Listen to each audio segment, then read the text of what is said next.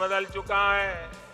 ये आपका चौकीदार चौकन्ना है बिचौलियों और भ्रष्टाचारियों की। ये सारी बिचौलिया कल्चर को उस पर लगाम लगाई जा रही है। जो मध्यम वर्ग के परिवार है, उच्च मध्यम परिवार के, धनी परिवार है, उनके घर में भी ड्राइवर होता है, खाना पकाने वाले होते हैं, कपड़े धोने वाले होते हैं, अखबार देने वाले होते हैं।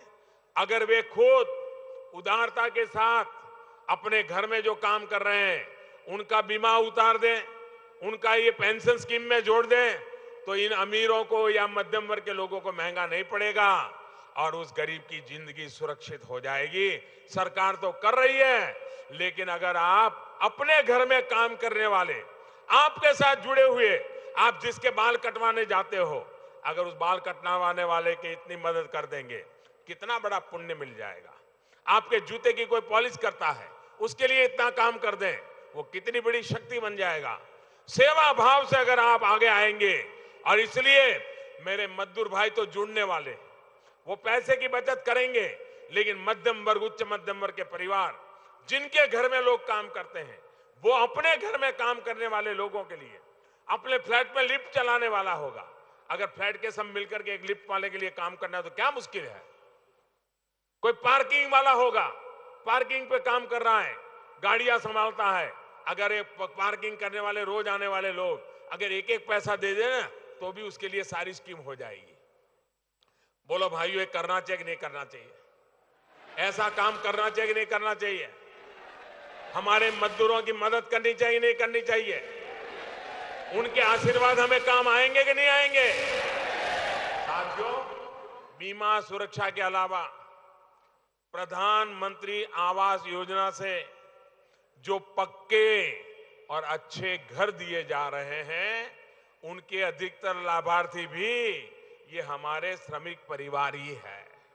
ऐसे ही उज्ज्वला योजना के तहत मुफ्त में जो गैस कनेक्शन मिल रहा है, स्वच्छ भारत योजना के तहत सरकार शौचालय बनाने के लिए पैसे दे रही है, सौभाग्य योजना के तहत घर के अंदर बिजली कनेक्शन के अधिकांश लाभार्थी भी इस असंगठित कामगार ही हमारे साथी हैं।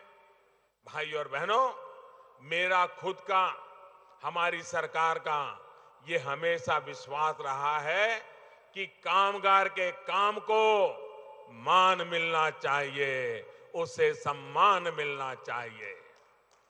विकास तभी सार्थक हो जब सामान्य मानवीय की आवश्यकताओं का ध्यान रखते हुए कार्य किए जाए। और मैं हमेशा कहता हूं कि डिग्निटी ऑफ लेबर, ये हमारे देश में हमने संस्कार के रूप में पल्लवी पुष्पित करने की जरूरत है। श्रम एव जयते, श्रम का जय जयकार, श्रमिक का जय जयकार, वही देश को आगे ले जाता है। यही सबका साथ, सबका विकास की भावना का सार है।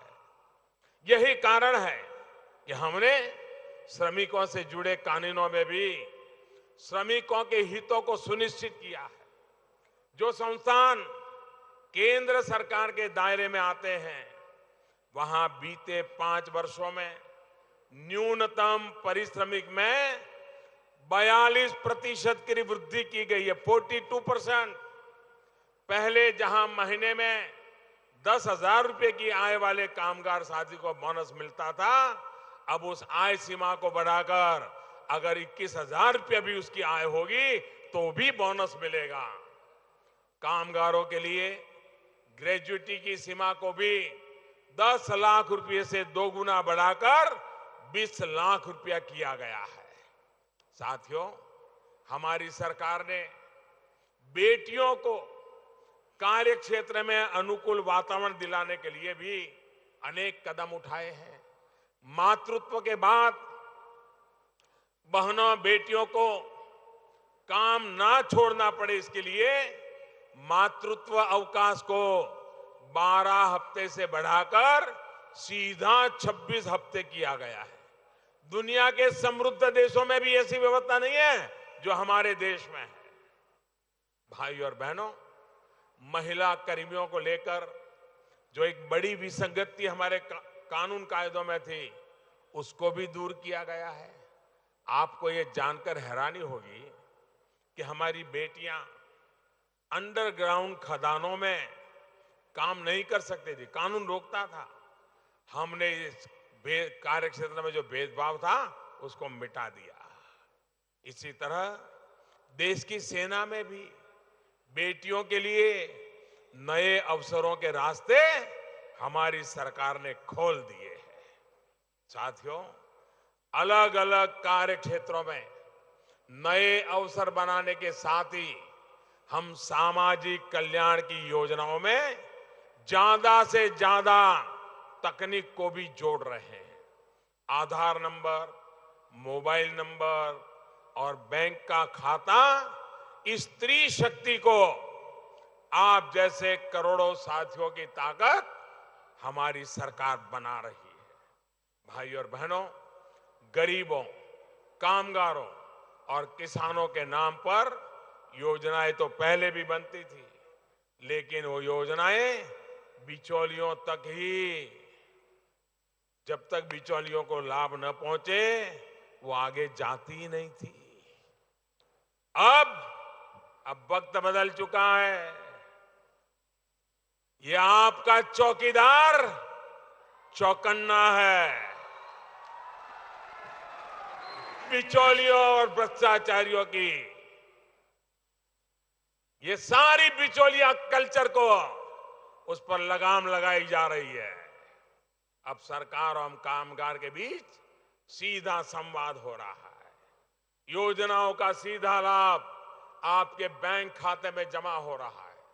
भाई और बहनों, आपके इस चौकीदार की यही ईमानदारी बिचौलियों और दलालों के हमदर्दों को जरा परेशान कर रही है। उनकी नींद हराम हो गई है और इसलिए वो जोर जोर से चिल्ला रहे हैं। 5 साल से दुकानें बंद पड़ी हैं, दलाली बंद हो गई है, बिचौलियों की कमाई बंद हो गई है और इसलिए चिल्ला रहे हैं, जोर जोर से चिल्ला रहे हैं, मोदी हटाओ, मोदी हटाओ, मोदी हटाओ, क्योंकि उनका दाना पानी बंद हो गया है। लेकिन आपके आशीर्वाद से करोड़ों लोग आज मुझे सुन रहे हैं। मैं फिर एक बार कहना चाहता हूं, देश के मजदूरों का, देश के गरीबों का, देश की माताओं बहनों का जो सपने लेकर के बैठे हैं, ऐसे युवाओं का मुझ पर आशीर्वाद है। और आपके आशीर्वाद से ये चौकीदार अड़ा है, अपने इरादों पर खड़ा भी है। ये चौकीदार अड़ा भी है, ये अपने इरादों पर खड़ा भी है। वे कहते हैं, आओ मिलकर मोदी को हटाएं। मैं कहता हूं, आओ मिलकर देश से गरीबी और बेईमानी को हटाएं।